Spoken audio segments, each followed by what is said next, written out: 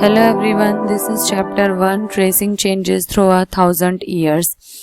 In my previous video, I explained about introduction of chapter. I explained about the types of histories and already explained about new and old terminologies and historian and their sources, and this is the part 4th, and today we will discuss about new social and political groups.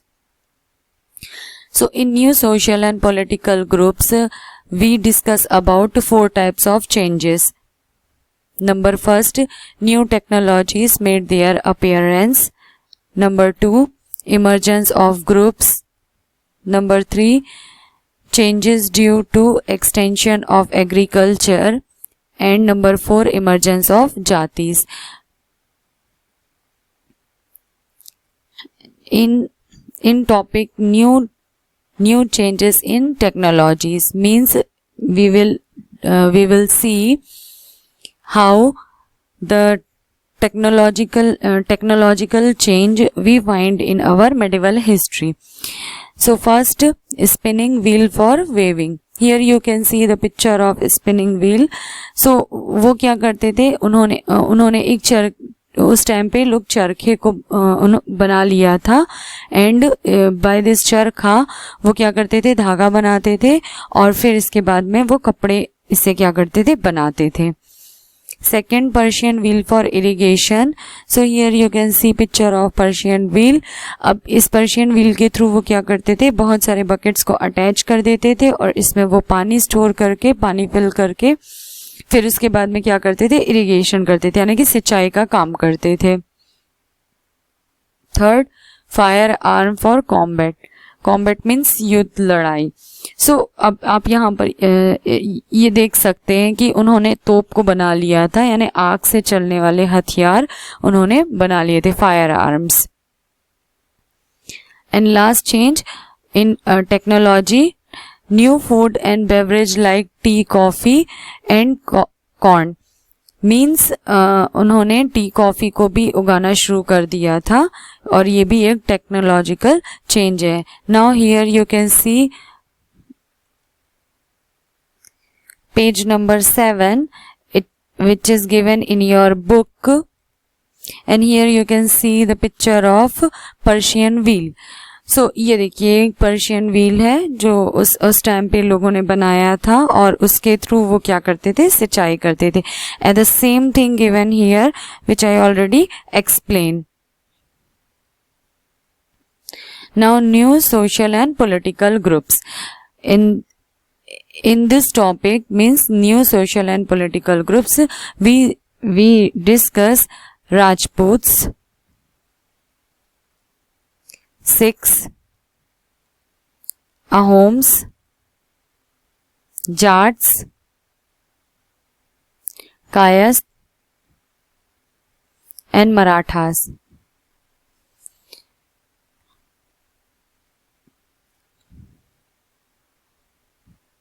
And here you can see the page number 8.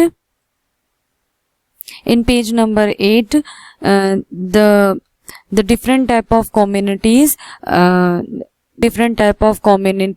means like jatis and Rajputs. So now I am going to tell you about Rajput because आपके इस chapter में राजपूत के बारे में दिया हुआ है. So Rajput derive from the terms Rajputra means son of ruler. Means आपका जो राजपूत है वो आपके राजपुत्र वर्ड से लिया गया है और इसका मतलब होता है कि राजाओं का बेटा. Then second one, belongs to the Kshatriya caste. Then included rulers, soldiers, commanders and chieftains. Chieftains means representative, either Sardar.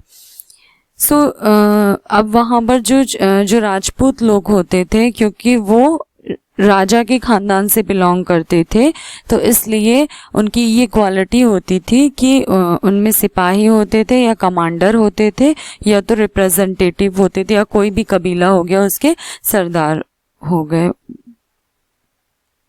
Then main qualities were chivalry, then courage and loyalty.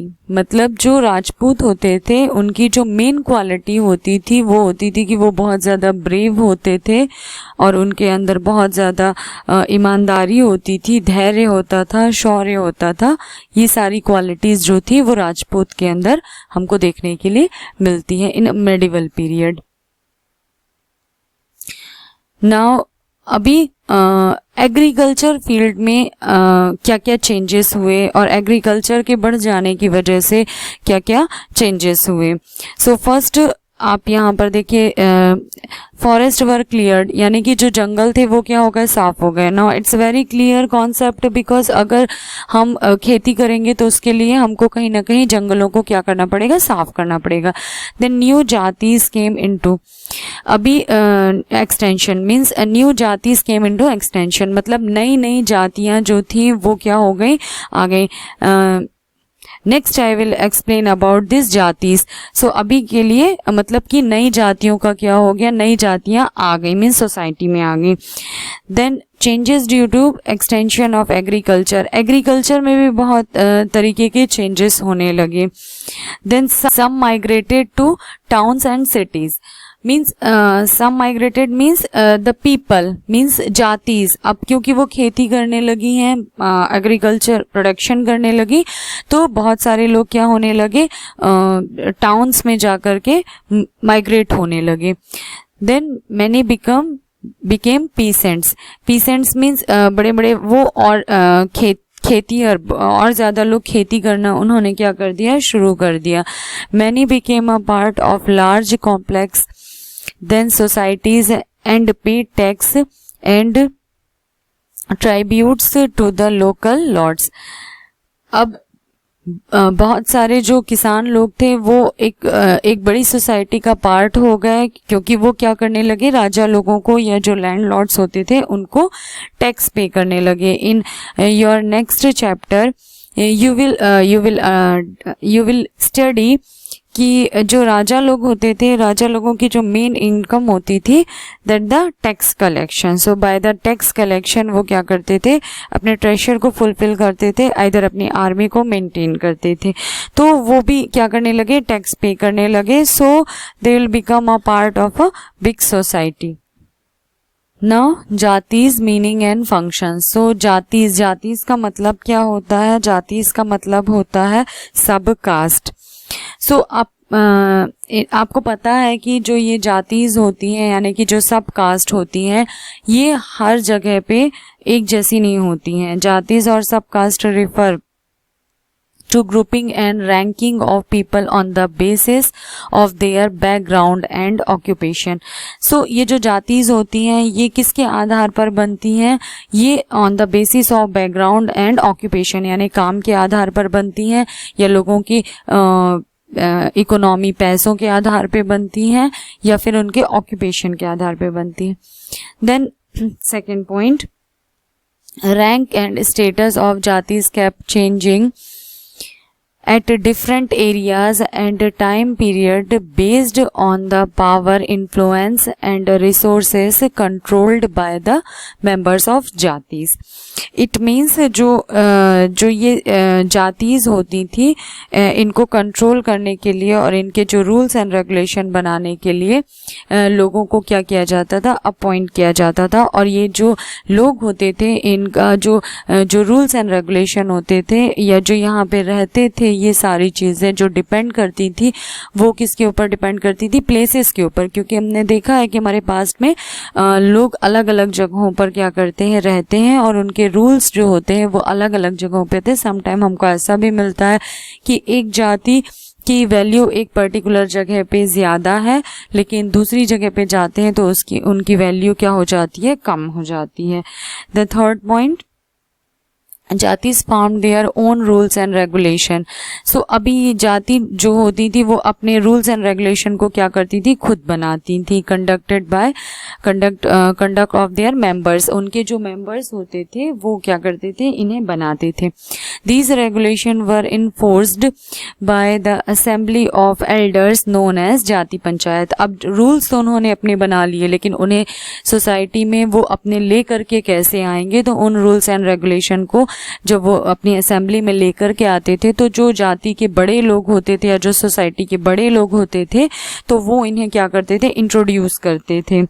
And jatis were also required to follow the rules of their villages. और जो ये जातिस होती हैं वो ये भी चाहती हैं कि जो भी उनके रूल्स एंड रेगुलेशन बनाए गए हैं उन रूल्स एंड रेगुलेशन को उन जाति मीन्स जो गांव वाले हैं वो उन्हें क्या करे, फॉलो करे।